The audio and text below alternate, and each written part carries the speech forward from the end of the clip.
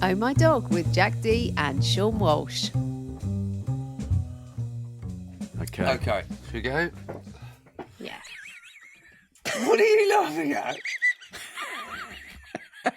I've been watching a lot of Alan Partridge, and the way you had the sip of your coffee just then Oh, no! reminded me. Oh, have you been, what is it, How Are You? Yes, I've been watching that. Yeah. Oh, brilliant. It's a amazing. delight.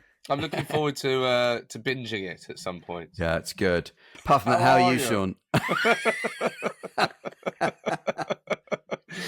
Do you know what? Actually, we've not had this on here before. Mildred isn't very well. Mildred's got, she kennel cough.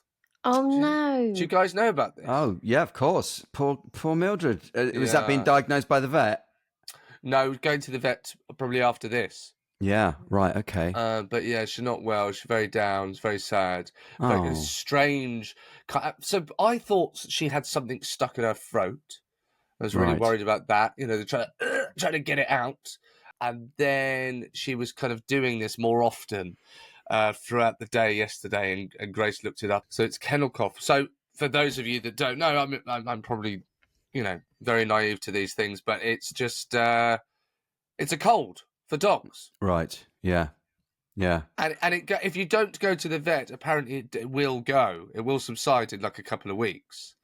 But it's just seeing your little dog not well. It's so horrible. Yeah. And she wasn't allowed in the bed with Grace and Casper yesterday because obviously Casper's so young. Grace was a bit worried, But then Grace didn't want her in the bed with Wilder either.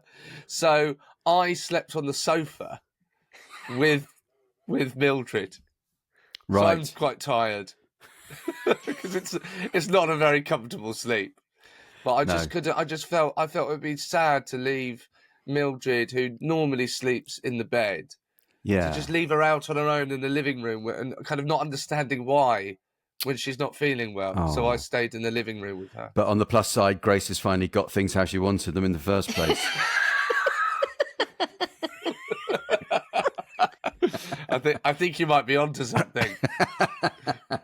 So what does Wilder make of Mildred's malaise? Has she noticed that Mildred isn't feeling well or said anything? Not yet. No, Not yet. No, she's not. But we'll take her to the vet. And apparently they just get dog paracetamol and they're okay. But it's worrying if you don't know what it is. This is the thing. If you don't know what these things are, they're really scary. I thought she was having some sort of attack. If you don't know this, do you know if your dog... I think you do know this. It's probably you guys that told me. If your dog's choking, you lift them up on the back legs. Is that right? Doing that? Yeah. No, okay. Right. Does it work with people as well? Choking. I mean, does it? Seriously. Rather than the Heimlich manoeuvre, if someone's choking in a restaurant, could you just knock them off their chair and then make them do a wheelbarrow around the restaurant? Sorry, I've read this works. I was listening to a podcast about dogs. Yeah. Yeah, Seann Walsh said it was a good idea. Anyway.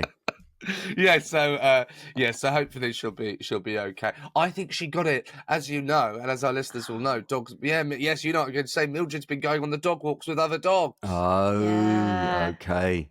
The blaming has begun. That bit will have names next week, won't we? and a new dog walker. Yeah. Oh dear. Well, it's a very standard thing. I'm quite sure of it. But you're right about these things when they crop up. It is alarming. If you don't quite know what's going on. With Dolly has this thing, and it's apparently a Chihuahua thing, where they start sort of coughing out of. They get overwhelmed with excitement, or when Jane comes in when she's been out for a few hours. Dolly will sometimes be overwhelmed, and it's sort of her throat contracts, and you get this kind of rasping cough because she has to kind of just calm down enough for it all to settle down. But with the first few times we were really scared, but apparently it's quite well known with Chihuahuas that they do this. They get just sort of over emotional about things. Yeah. Do you reckon that's with people as well? Well, you're in a restaurant, someone's choking on their food, and the waiter's panicking. You go, "Don't worry. Sometimes she just gets overwhelmed." Yeah. Chef is pretty good here. And, the food is pretty amazing, and sometimes people just choke. Were you going to say Juniper does this, Sara? She does this funny thing, which it's almost like she's convulsing, like she's going to be coughing, but she's not quite there. And then it just stops. And she does this quite often. The kids will say, "Oh, Juniper's doing that thing again." Yeah. And then she's fine. Yeah. It sounds very similar to what Dolly does. No. Yeah. Yeah, it's similar. I think we'll just swap notes and feel better. We don't need to look it up. No, fine. This is Oh My Dog is our looking it up. Yes. Yeah. I'll see what Jack and Sara say about that. We've had some great comments and reviews. Where should we start? We've got a couple of nice things from listeners here. Well, yes, these are Spotify comments. Well, we've got Paula Kilkelly. Mm-hmm. Is that right? So you started something here, Seann, with what you were talking about the other week. Yes, it was the unfun dog fact. Yes. That's it. What was this? Dogs doing their business. That's the right. Earth's magnetic field. Yeah. Yeah. So Paula says, currently walking my dog, and I've just got my compass out to test the direction she faced. It wasn't north/south. There you go. There's just in. If people didn't know what we were talking about last week, or maybe it was the week before, but it's this theory which we don't know if it's an urban myth or there's any fact in it. Well, I think I know. I think it's a load of rubbish. But there are a lot of people who hold that the reason dogs go round and round in circles before they do their business in the morning is because they like to be oriented north-south, and they're always pointing north when they do it. And this has sparked all kinds of comments online about the veracity of this, including this one from Western Australia. Yeah. Says, as the owner of 11 working sheepdogs in Western Australia, I'm going to do a Southern Hemisphere magnetic dog pooing study for you. Plus, and I feel this is a vital point you missed, do dogs in the Southern Hemisphere do a pre-poo circle in the opposite direction to their Northern Hemisphere? He's alluding to the way water goes down the drain. Did you know this? In this country, in this part of the world, in the Northern Hemisphere, I think it goes round clockwise here and anti-clockwise in the Southern Hemisphere. When I went to Australia for the very first time, the thing I was most excited about was seeing if this is true. And so as soon as I got to Sydney, I filled the basin in my hotel room and then pulled the plug out to see if it actually happened. But I was so tired, I couldn't remember which way it went round in England. It was a wasted trip. Oh God! Great to get a little insight into how you get your kicks. I know, and yet Michael Palin gets all these travel gigs on TV, and they've overlooked me. I don't know why. Anyway, what were you going to say, Sara, about Australia? Because you lived there, didn't you?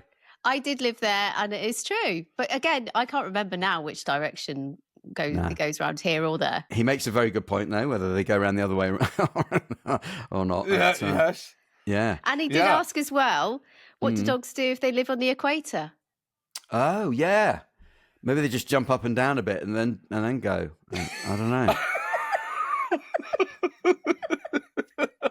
Watch out, QI. We're coming for you. Have you?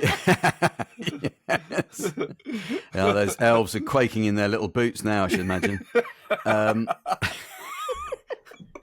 no, we're going to be out of a job. What have you got? Have you got another fun fact for us today? Dog fact? Do you know what? I didn't look this up this morning, but I remembered from earlier in the week. Did you know that? That there is more bacteria. I'm going to try and remember it. The one I said this time last. Sounding familiar. No, is it about beards? It was, yeah. I mean, I literally read that out. I literally read that fact out on the podcast. Yeah. You obviously must have been busy when I was. Seann, I pointed at you while it was being said. And your beard. Oh, I looked. That came up on my algorithm yesterday. It came up on my phone. I thought, oh, that's a good one. This is literally... Great. This is actually probably the only podcast where even the people who make it don't listen.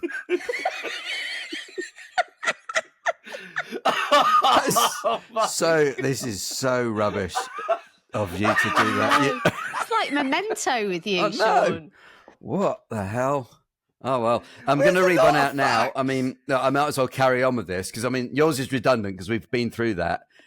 Which is about the average beard having more bacteria in it than a dog's lick or something, isn't it? Yes, yeah. That's it. It's good fact. Because you know what? It's so good, I'd like to hear it twice. And I think our listeners would. Says Alan Partridge. But it's... Okay, I've got this. This is a good one. Greek philosopher Plato declared that every trial should have a dog present in the courtroom as a lie detector because he believed that dogs could tell when someone was lying. How about that? Oh, wow. Yeah. It's absolute nonsense. Why did he think that? I think dogs are very intuitive. I think dogs are very intuitive. Yeah, they are. Yeah. A dog's version of lying is like if you're throwing a ball and you chuck it, but you don't let go of it. You pretend to chuck it, and they look at where it's gone, and then they look at you, and it's as if they're saying, "Don't lie." That's what they're saying when they say when that happens. Don't lie. Come on. This is my one pleasure, and you're spoiling it. So dogs are very intuitive. I think they'd be good at that. Have them in court. Yeah, it's a good idea. An absolute not some of the things that philosophers get away with just because it was back then before the internet. You could just say anything. Oh, we should have a dog in the court. Yeah, well, they can detect lies. What? There's no one to go, no, they can't. You can't, there's no telly, there's no it's nonsense. But to be fair, nonsense. He could say, look, mate, I'm Plato. Who are you? Right? I've said dogs can do this. Until they come up with an actual machine, that's our best bet. Yeah, I think it'd be interesting to know what people think about whether dogs know if you're being honest with them. I think they're pretty smart. Oh, they are very smart. They're very smart. It's just how is the dog even going to tell Plato or the judge or the jury whether the person is lying or not? Well, you could say. What is he even going to do? What is he going to? You could say, Mildred. What do you reckon? Was he nice to you or what? Rough. No, he's rough with you, is he? Yeah. That's how it works. Wow, it's like we've got Plato on the pod. Jack's our Plato. Yes. Well, you know what? Adding to this, right? I don't know if you saw in the script, but there's a little bit more to add to this debate. So I heard from my friend Lizzie, who lives in Canada. Yes. I'm going to play you her video because I thought this was really interesting. Okay, and it sort of adds to everything we're talking about here. Okay. Good. Right. She's in Canada. She's British, but she's lived there a long time. By Lizzie Buckingham. I love clean sheets and a fresh bed. Reggie and I keep a very, very clean, tidy bed, but he does sleep in bed with me and he does sleep under the covers. Like, we snuggle. He's my baby. He's my best behaved child. Anyway, in my bedroom, it would have been a light socket and you could still put a light bulb in it, but there's no light bulb in it. It just, lies dormant. A month ago, Reggie stopped sleeping in my bed. To be so unsettled and he'd go. So he's a tripod, obviously he's got 3 legs. And I thought, well, maybe he's having a harder time. So I've got steps for him getting on the bed, which he's going to need anyway as he ages. Anyway, this weekend just gone, I noticed that a switch was flicked and I tested it and I got a little electric shock when I put my finger in. I shouldn't really have done that, whatever. But the light in my room had been emitting an electricity charge. So I turned it off and it stopped. And guess who's been sleeping in my bed ever since? So electrical energy, electric current, so sensitive. He's such a sensitive little angel. So I believe that they probably do when they're having a bowel movement. Face north. What's that? Gravitational pull. What was it you said? Anyway, that's a fact. So, the end. Oh, what a gorgeous dog. Sweet. Yeah, isn't that interesting, though? I thought that was a good addition to the debate. Albeit from someone who puts their fingers in a light socket to see if it's working or not. How much of an authority Lizzie really is, I think, can be left up to our listeners. What? So even though Lizzie has just explained it, can someone please re-explain it? I didn't really understand. I have to say, I wasn't really. Okay. Or as all I got from that is, she stuck her finger in an electricity socket.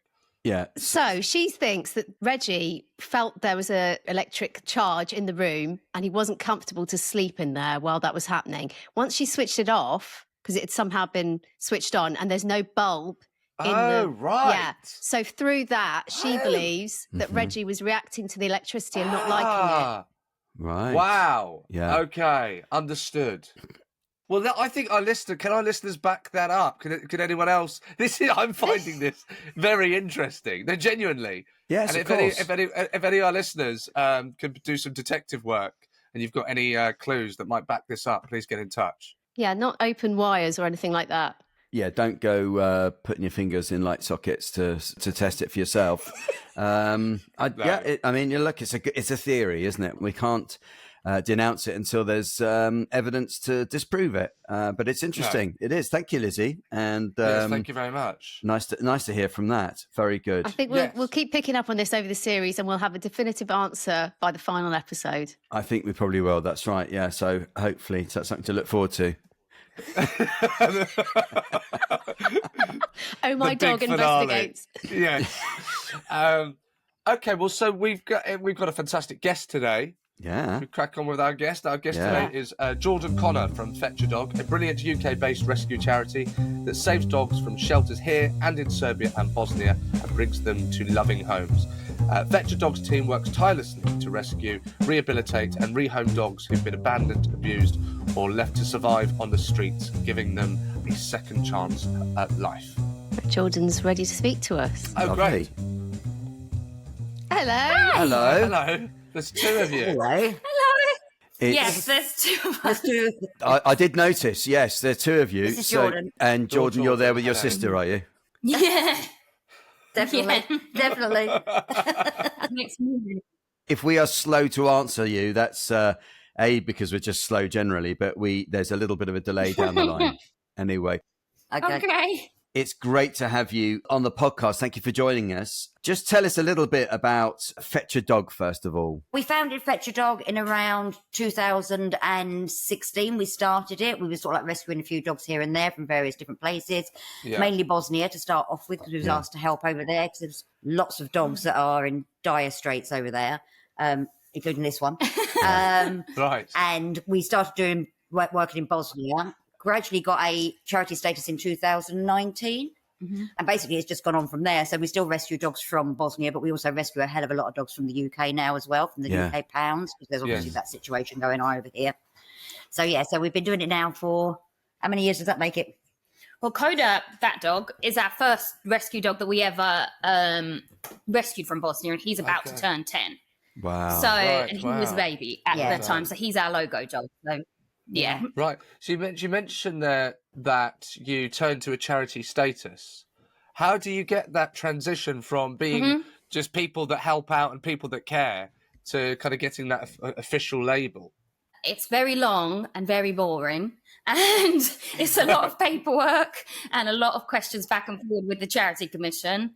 Okay. And you just sort of have to prove that you're doing good work. They ask a lot of in-depth questions. And then we were just a non-profit before that. So we thought, okay, this is time now. We're starting to do a bit more. We're starting to raise a bit more money. We sort of need that charity status. But it did take a very long time. Yeah. No, that's amazing. So have you got premises where have you got kennels there in your back garden? How does that work? When we first started, we were doing it from the house, literally. So, yeah, it was sort of back garden, but more like front room. There were just dogs absolutely everywhere. Yeah. And then we started paying for little spaces in boarding kennels. So we would just have a few dogs at a time that we would just raise money to keep them in boarding. Right. And now we use a leasehold property where we have about 40 capacity. So we always have around 40 dogs here with us. Wow. And now we're looking, the next step is for us to buy our own centre.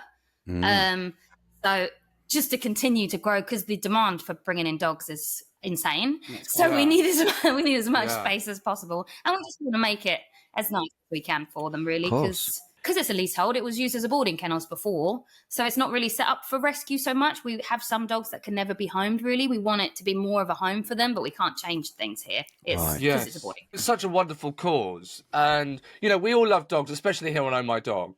But I was wondering, what was it that kind of took you from being two people that love dogs, like the rest of us, to actually, you know, putting in all that work and effort to help dogs and help dogs survive? I think to start off with, Jordan was at university when we started this, so she's sort of like grown with the charity. I was very ill. I had cancer, and I had to give up my customer services job that I was doing at the time, which was mega hours. And the doctors had said to me, "You need to cut back on hours." Why I went into rescue, I don't know.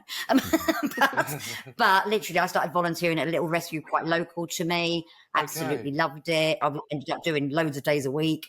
And they went very much on the side of a lot more boarding than rescue. And obviously we wanted to rescue. So I'd sort of like left there because I wasn't too well over the Christmas period. Jordan had come home from uni. She'd seen Koda. We rescued Koda from Bosnia. Someone just said, "Could you help us by doing some little things for us online?" It was sort of the dogs that were left behind. When we took Koda, it was like all his little friends were just sort of left there. And so we just sort of started helping with that. And it sort of just became like it sort of bloomed. If we don't help them, no one's helping them. And then somehow we just worked out how to do it along the way. You don't know how to start a charity. Well, I guess some people do, but we didn't know. So you just sort of learn as you go, and you learn all the aspects as you go, because we had to then learn how to fundraise, and we had to learn how to do things like, because we were doing Bosnian dogs mostly at the time, we had to learn how to legally import them and all the jabs they need and the pay. So we just sort of carried on like that. I always wanted to work with animals, and I did environmental science and conservation and stuff at university, but I never thought it would turn into this. But I guess people don't tend to use their degrees anyway. But but yeah, it was just a call to the need for it. Bosnia's quite not helped that much. Romania's helped a lot. You probably see wherever you look, Romanian dogs. It's a little bit harder to get dogs from Bosnia, so we just felt quite sorry for them after we'd sort of like got involved with Koda. And we was like, you know, everybody's helping Romania, let's go with Bosnia. And that's how that started. And then in 2021, after COVID, there was such an issue with UK dogs where people had them at home for a year. They probably hadn't really thought about the fact, I'm going to have to go back to work. And their dogs were obviously, for whatever reason, troublesome to them. They ended up in our pounds here in the UK, and it's sort of like gone on from there and got bigger and bigger. And we're also both really soppy. And any dog that we see that seems slightly sad, we go, okay, we'll take them in.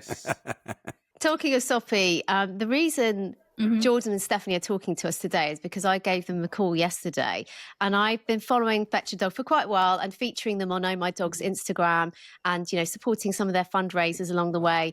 And so I gave Jordan a call, and I'm speaking to her, and I just started crying. It was just so embarrassing because I've been watching videos just beforehand, and it was making me feel emotional. And then it was their videos. And then when we started speaking, and I went, oh my God, I'm going to start crying. I'm so sorry. And it's because they do such great work. And you see these dogs, the one in particular you just brought in was shaking. It was so frightened. And the fact that you bring them in, and also I wanted to mention, you did this amazing viral video of kissing the rescue dogs and seeing their reaction. And it was absolutely beautiful. It was to that song, Kiss Me. And it just went mad, didn't it? The reaction online. Yeah, we've done a few of them, and they have gone mad, but there was one in particular we did last November. It was sort of a compilation of all of the ones I did. And on Instagram, just on our profile, it got about 50 million. But then it got another 40 million views on TikTok. And then, you know, all those pages that share like Lad Bible and all of those they were all sharing it. So I think it's up to a couple 100 million at least. on there, which is crazy. Congratulations! That many people yeah, it's have seen my fantastic. lovely place. Have you noticed? Have you noticed donations going up because of this? That people will donate. What tends to happen is people sort of follow you for a while. Some people follow you just because it's cute videos, and then some people will follow you for like 6 months or so, make sure you seem okay, and then they'll start. So we have seen, since that video went up in like November time, we got a huge boost in the amount of followers, but it's only been the last few months that we've actually seen a few more adoptions and stuff. Like in comparison to last year, we do have more adoptions this year. We are doing better with fundraising this year than last. Yeah. It's always hard to tell what it is that gives you the more adoptions and things like that. But I think that having hundreds of millions of people see you, I think that must help a little bit. Yes, it's got to, surely. We always sort of say, if we had £1 for everyone that said, that's a lovely video, it's going to be amazing. Yes. Yeah. I think we can all relate to that, can't we, Seann? We will promote it at the end, obviously, but it seems like a good time now to plug the handle so that people can follow you online. Oh, okay. Yeah, it's just Fetch Your Dog, like at Fetch Your Dog on Instagram. Fetch Your Dog and it's like at Fetch Your Dog on everything. I'll put it on our show notes. It's spelled Fetcher as in FETCHER dog. Yes. So how does the adoption process work? Do people get in touch, and then how do you vet them? We have all of the information is on the website. So the first thing is sort of going onto that website. People do tend to watch our profiles a lot because I do post every day if we've got a new dog. Mm-hmm. So before they've even hit the website, sometimes if they're very cute, they do get applications in. But yeah, on the website, there's a downloadable sort of adoption form, and you fill that in and sort of email that across to us. And then we arrange home checks, and all the people that do our home checks are our adopters. So they've already had a dog from us before, and now they're volunteering. So then they can sort of give you some information about their experience as well, like from someone that's actually got one of our dogs. And then Mum does I grill them on Zoom. I bet. Does a Zoom call just to go through things, just to make sure that they're prepared, because we do have people that come to us and think it's going to be really, really easy because they're getting a puppy or something like that, and it's just not. So we want them to be realistic, because we just don't want, it's sad for the dogs if they get returned and things like that. So we just try and do everything we can. And then people then after all of that, they come and meet dogs, and we go on walks with dogs and things like that. But it's quite straightforward. What kind of things are you going over with the people to make sure that they're kind of suitable and they know what they're doing? I think really it's just making sure that people aren't going into it with rose-coloured spectacles and thinking, oh, it's going to be a lassie movie, the dog's going to be laying on the sofa upside down, smoking a cigar and eating grapes, you know what I mean, by 10 o'clock at night. It sort of doesn't happen. If a dog's been out on the streets or whatever for 4 years, 1 year, 2 years, whatever, or not had a good start, they're going to take time to actually settle. So it's really sort of trying to drill into people, look, it's going to take time. There are things that you can put in place that might help a dog. There are things that you can put in place that will help a dog to understand that when you do go to work, you're coming back. And it's things like the sort of training aspects of it. We're not trainers by any stretch of the imagination. We're just dog lovers, but it's things we've picked up over the years from our doctors, from our own experiences. We talk about them, doing everything slowly. Low and slow is the method of the day. Don't put your face in a dog's face the minute you meet them. Don't go over their heads and scrunch their little heads, because that's scary. It's not necessarily because they're rescue dogs, just any dog. Like you just, we don't ever want people to think because they're rescue dogs, they've all had bad backgrounds. That's not true. Some of them have had wonderful lives and they've been given up because unfortunately their owner's passed away. We've literally got now, we found out yesterday, one of our dogs we rescued from the pound is pregnant. So she's going to have puppies that will have never experienced any badness, and they're still going to go through the same process. I think people go into buying a puppy as well thinking it's going to be really easy, and puppies are just tricky. They're hard. So we just want to make sure that people know that. Before they go into it. Yeah, they are, and they're really naughty, and they bite you, and like they start resource guarding their beds and things like that. And you have to go, no, you can't do that.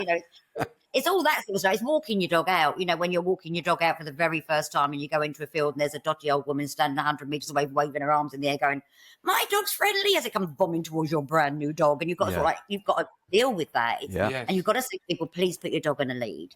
I'd imagine it's a bittersweet experience, though, having to let go of dogs that you have rehomed. You must form attachments to these dogs. It must be quite hard, even though you're doing the right thing for that dog.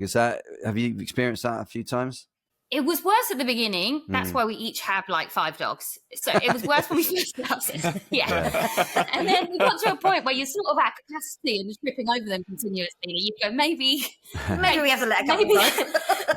But yeah, at the beginning when we weren't used to it, because we were so small and adoptions weren't coming very fast, they were with us a really long time. Yeah.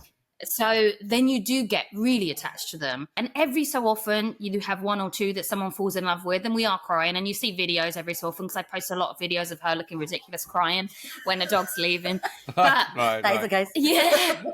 But we know that it's better for them. Yeah. And to be fair, we know that here is a capacity thing. Like we can't bring in more if we can't home them. And I get messages and calls every day with people wanting to give up their dogs, or the pounds telling me these ones are being put to sleep Friday. And then, so that overrides it. You sort of go, well, I can't keep that one because this one's going to die. And so it does sort of, it is hard, but we're sort of all used There's a to it in some practicality that ways. comes into play, I suppose. Yes. Yeah, it is. And it's not that we don't get sad, like, and we don't cry when they leave or anything like that. We do really love them. But also, I think we're quite annoying to our adopters. Like, we literally text them, like, give me updates, send me photos. So we do still, we do still get to see them quite a lot, which is helpful. So was there always a dog in the house when you were growing up, Jordan, when you were little? Not when I was very little. We always had random pets. I've had about 5 million hamsters. Okay. That I ended up looking after. Yeah.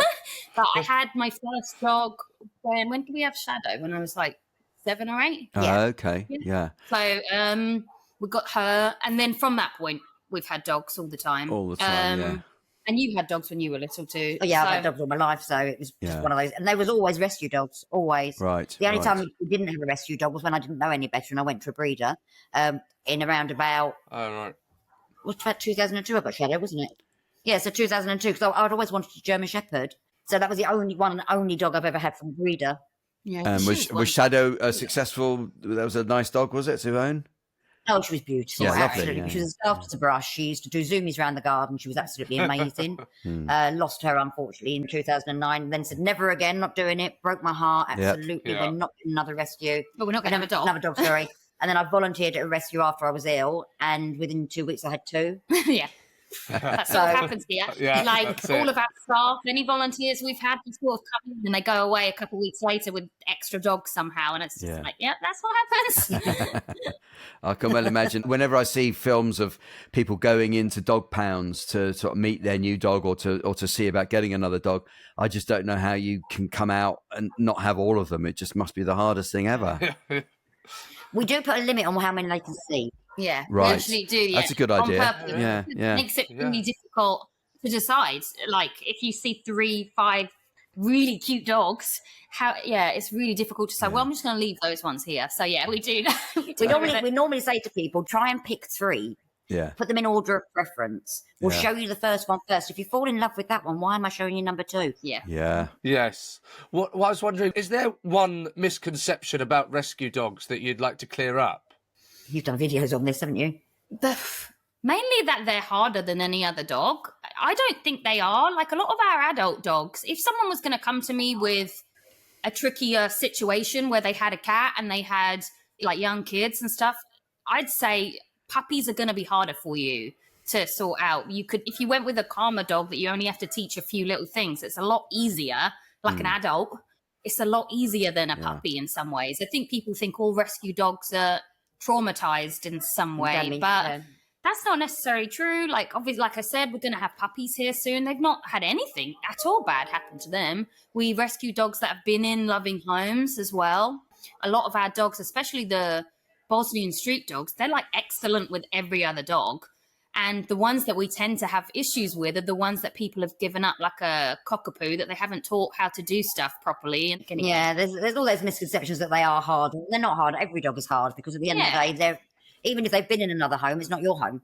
No, you're different. Every dog is a commitment, isn't that right? I guess. Yeah. From our chat yesterday, Jordan, I really felt that it was important to get across the fact that there are the equivalent of kill shelters here in the UK, which people probably are not fully aware of. Oh, yeah. And that's why that video made me cry, because that dog was a day away, or that day was going to be killed, and you saved that dog, which is just amazing.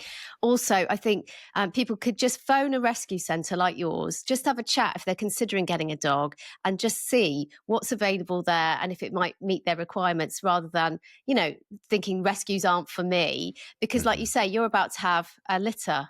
And those puppies will have to go to homes. So I think it's just something that I wanted you to come on. I want to feature you in our new newsletter, which is out this week, to just raise that awareness. And so have people, you know, give centres a call. If it's something you're considering, getting a dog, why not just have a chat first and just see if that could be the right route for you? Yeah.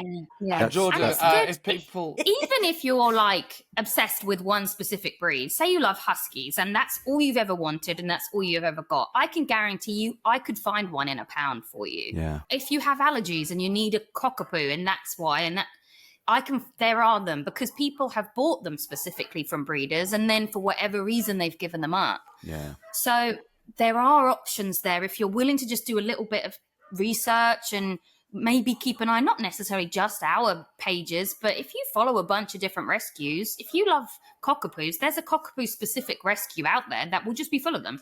It's Frenchies are the ones. All of any breed you can think of, if that's what you want. We get messages. The post that you were mentioning, there's a lot of comments on there saying like, this can't be in the UK, we're a no-kill country and all, and that's not true. Every county has a pound, and that pound gets filled every week, and they get 7 days, those dogs, to either be claimed by their owners or they're put to sleep. And that's it in every county's sort of pound. And then rescues like us are contacted by like sort of a middle charity that sort of tries to help them and find spaces, but not all of those are found spaces for. And I think people think that that's not happening, but that's happening in the pounds. It's happening not with us. We're a no-kill rescue, but it's happening in big rescue centres too. So, yeah. It's just really sad. And I think people just don't realise when they're getting rid of their dog, they're basically potentially condemning it to die. And I just don't think people realise that. 99.9% of the dogs that come in from the pounds are beautiful. Yes, they might be a little bit boisterous. Yes, they might be a little bit jumpy-uppy, or they might still be mouthing because they're quite young and all those sort of things. But the vast majority of them are very trainable. You get the occasional ones who are more fear reactive. And those ones, if they're going to be so fear reactive that they can't go to a home because it's not safe for them to go to a home, they stay with us. We just keep them. We will go in with them. We will walk in there with we will trip over all of them as they're surrounding us. They end up in our houses. You know what I mean? It's not that they're born to be aggressive dogs. It's normally fear because they've experienced something really bad. You know, so even the ones who've got those fear reactivities, with time, they're great, but you obviously wouldn't put them in a home with a young child or you know, with people who are very inexperienced with dogs unless they really knew what they were doing, you know? Yeah. So we always very much like, we'll just keep them. And the only time a dog here would ever be put to sleep is if they're unwell and there's nothing that we can do to make them better. That's the only time. We greatly appreciate all the work that you do, and I'm sure our listeners do as well. If anyone's listening to My Dog Now and they can't adopt at Fetch a Dog, are there other ways to help, whether that be donate or even volunteer? Yeah, the volunteering thing is funny, to be fair, because there's not a lot of dog cuddling and things that people expect. It is quite mucky, like volunteering at a rescue centre, well, at our rescue centre anyway, you're like really mucking in and helping us with cleaning and things like that. But yeah, we always need help. And then, yes, donating is always helpful. But even if you can't do any of that, things just like sharing posts, sharing videos, that helps because you don't know who's going to see it. Everything like that, it really, really helps. Even donating, like if you can't donate money, donate blankets, donate maybe if you've got a couple of quid, you can spare a couple of quid to go and buy a couple of cans of dog food, chuck those in. Right. You know, little things, it all helps. Yeah. It's fantastic to hear about all your work, and thank you on behalf of all of those dogs. And I'm sure other listeners who'd want to extend their thanks for what you do. It's clearly amazing. I hope that people will want to go to Fetch a Dog and maybe think about donating. That would be amazing. The question we always ask at the end of our interviews is, do you let your dog kiss you on the mouth? Now, I know because we've seen we've seen enough of your videos tonight. It's probably there's probably a yes on there. Are there any qualifications to that, or do you think it's a perfectly okay thing to do? I think it's fine. I think it's perfectly okay, but people need to make sure they don't do it just to any random dog that they don't know, because obviously that might end in tears. Getting too close to them like that. Yeah, you've got to know the dog quite well. I think at this point, I've kissed hundreds of dogs, and I'm still here, and I'm fine. So I think it's worked out okay. No. Well, it's lovely to see the bond that you attach with these dogs. It's fantastic. So thanks so much, Jordan and Stephanie, for joining us. It was really great to hear about all your work, and lovely to meet you. Thank you for having us. Thank you so thank much. you for having us on. Thank you. That was sweet. That's great. Yeah, very sweet. Well done, Sara. That was great. Yeah, good call. I was feeling emotional hearing. It's just amazing the work that they do. Yes, yeah. It's just lovely to know there are people out there who are spending their time and putting that extra effort into looking after those dogs that really do need some care and attention. Yes. Yeah. Yes. And again, just a quick plug for them. If you didn't catch it the first time, you can follow them on all of the social media platforms at Fetch a Dog, and go to their website. If you do want to help out, you want to donate or even adopt, you can go to fetchadog.com. Yeah. Excellent. Thank you all for listening to Oh My Dog. We hope that you're enjoying taking a deep dive with us into our love of dogs. Yes.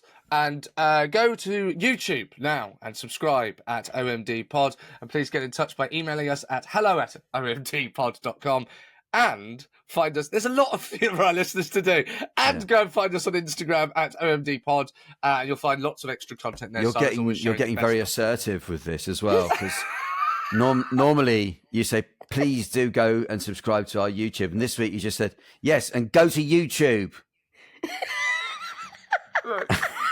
At Don't OMD forget about Pod. the newsletter. Please don't feel harassed and bullied by Seann. He's obviously it is all, it's all up to you what you do with your time. But those are the things that you can do if you want to see more content. Yes, and I'm going to put up my bank details on the newsletter if you want to just donate to me. I'm very happy. I noticed that you're very keen to find out about how they monetize this thing, and how do you set yourself up as a charity? Because it seemed like you were very interested in finding out about that bit, Seann. Well, You won't forget that bit, will you, Jack? So you got a lot of follows there. That was what I just need to kiss dogs. Okay, Yes. Right, Mildred, get here. Here's the camera. Right, let's go. Got tour to sell. Come on. And please don't forget to give us a 5-star review wherever you get your podcast as well. And remember, a dog is for life, not just for podcasts.